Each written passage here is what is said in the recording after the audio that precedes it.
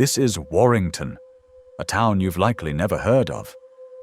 But in the early hours of January 10th, 2018, it was the center of a precision police strike. Behind a normal business front, Future Press Limited, an empire of drugs, guns, and money, was being run by two men who thought they were untouchable. This isn't the story of a drug deal gone wrong. This is the story of how an entire criminal cartel was built and then ripped apart. And it all started with a simple question: where was the second brother? To understand the Cullen brothers' empire, you have to go back to where it all began. Longford, Warrington, a town nestled between two of England's great cities, Liverpool and Manchester. Born in 1987, Leon and Anthony were inseparable, but their personalities were a study in contrasts. Anthony was the calm, charming one, the twin who teachers saw as having potential. Leon was intense, quick to anger, and unpredictable.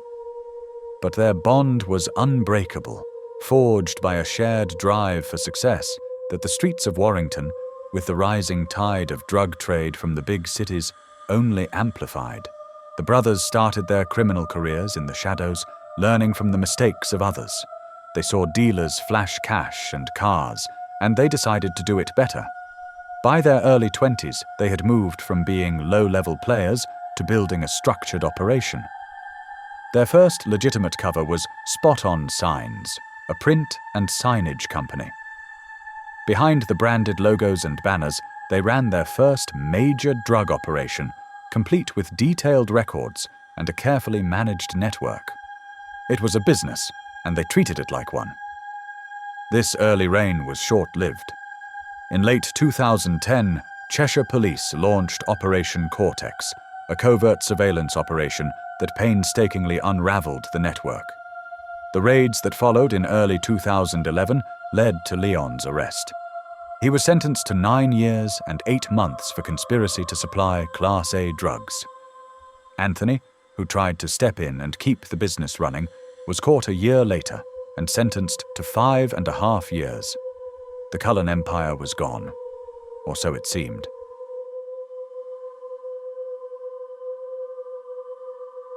Prison was not a punishment for the Cullen twins. It was a business course. They emerged in 2015, smarter and more ruthless.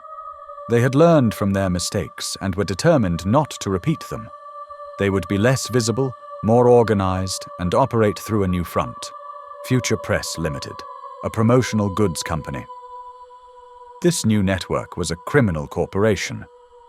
Leon, the strategic mastermind, operated from a distance, while Anthony managed the day-to-day logistics and security.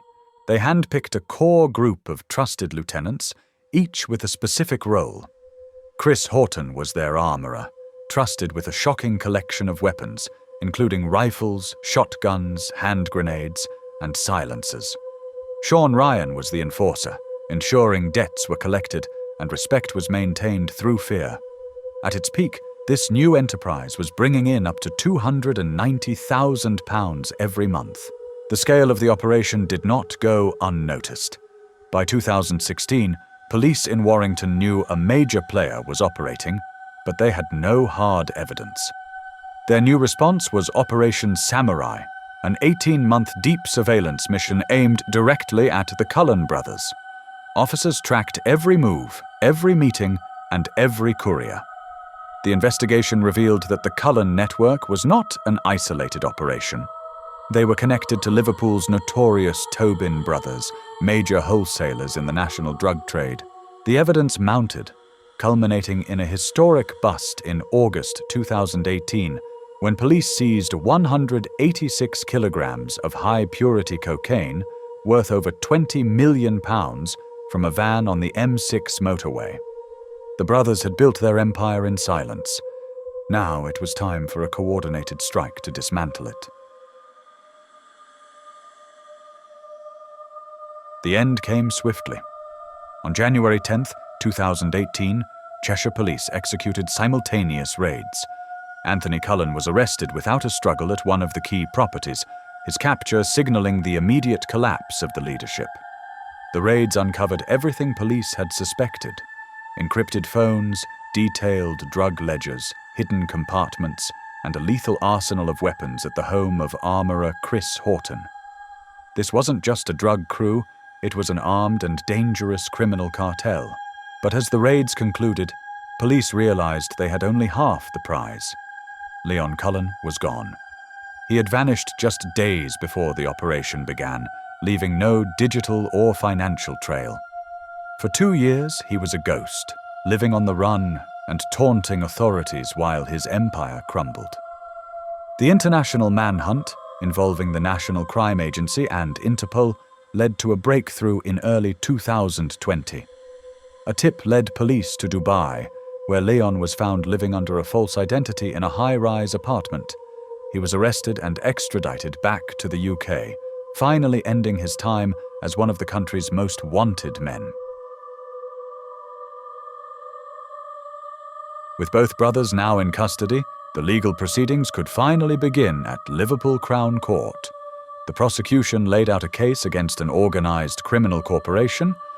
The judge, in his sentencing remarks, was unsparing. He called the enterprise a sophisticated, well-planned, and persistent criminal operation. He sentenced Anthony Cullen, a co-founder and logistics leader, to 27 years in prison. Leon Cullen, the strategic mastermind, received a sentence of 22 years and 6 months. But the judge didn't stop there, handing down sentences to the entire network that totaled over 185 years.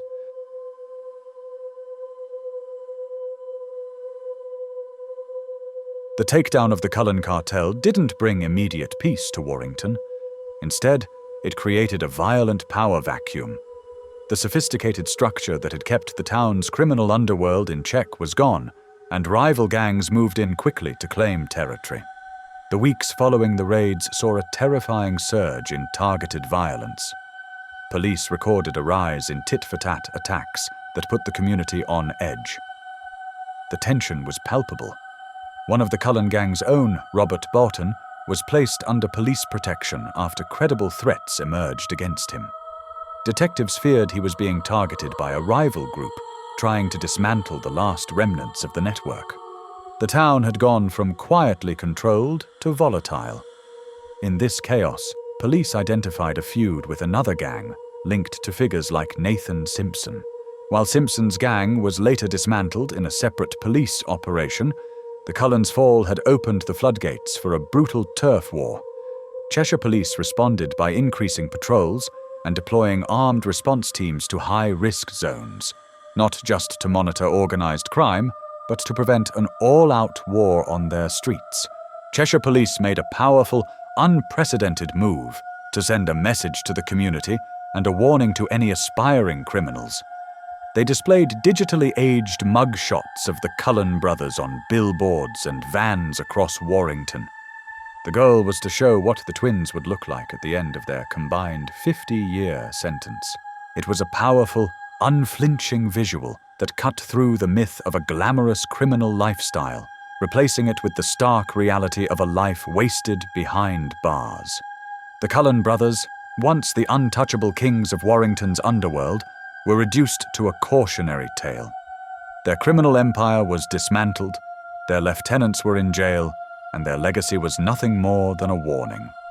The message was clear: crime doesn't pay, and the price of ambition is decades of freedom lost.